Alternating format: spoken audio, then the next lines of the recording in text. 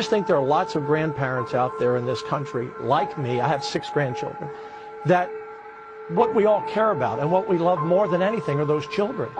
And I want to, live smart and see through this, but I don't want the whole country to be sacrificed.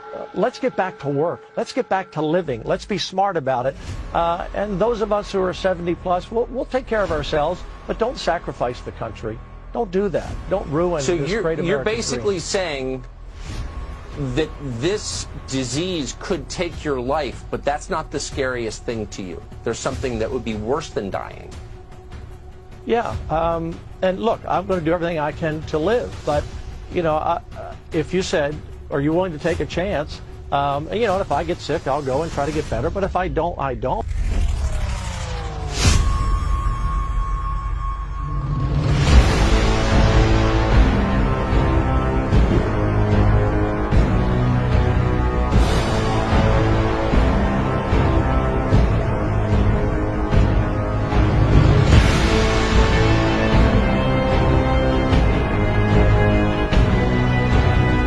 America will again and soon be open for business, very soon, a lot sooner than 3 or 4 months that somebody was suggesting, a lot sooner. We cannot let the cure be worse than the problem itself. We're not going to let the cure be worse than the problem. We can't shut in the economy. The economic cost to individuals is just too great. So let's see how this thing plays out.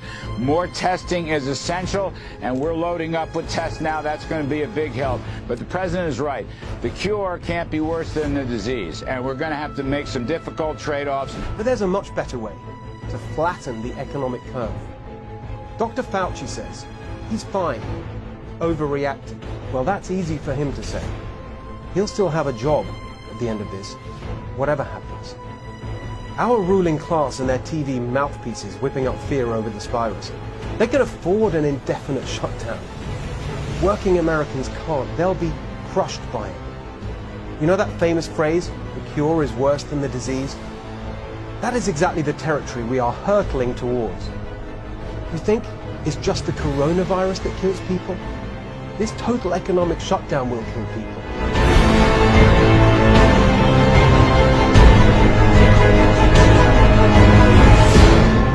Yeah, my mother is not expendable, and your mother is not expendable, and we're not going to accept a premise that human life is disposable, and we're not going to put a dollar figure on human life. The first order of business is save lives, period, whatever it costs. Now, I also don't believe it's an either or. I believe you can have an intelligent, refined public health strategy. You can do both, but not in a clumsy, ham-handed way, right? Well, we'll just sacrifice old people. They're old people anyway, and the old get left behind. What is this, some modern Darwinian theory of natural selection? You can't keep up, so the band is going to leave you behind. We're going to move on. And if you can't keep up, well, then you just fall by the wayside of life. God forbid.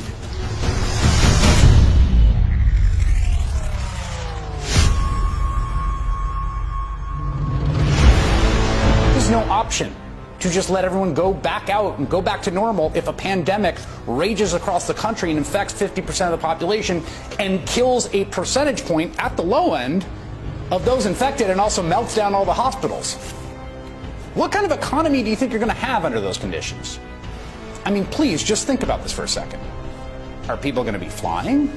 Are they going to be going to Disney World? Are they going to be going to restaurants and bars? Are you going to be able to run a business if 2/3 of your staff get sick and the virus comes whirling through your workplace and mounting horror stories come out of hospitals every day? And maybe it goes through the places of where people maintain the grid or the water treatment system.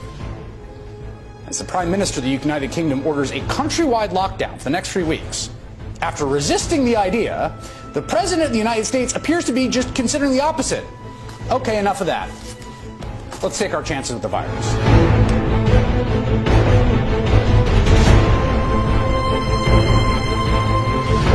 Dr. Birx or Dr. Fauci are telling you we need to continue these measures for the health of the vulnerable populations of the country. Are you going to say, I'm sorry, the economy is too important?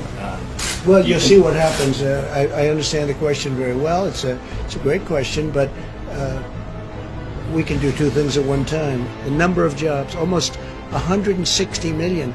So we can't turn that off and think it's going to be wonderful. There'll be tremendous repercussions. There will be a tremendous death from that. Death. You know, you're talking about death.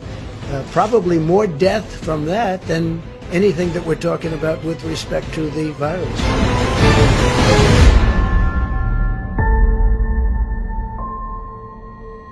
Do we have to shut down the whole country for this? I think we can get back to work.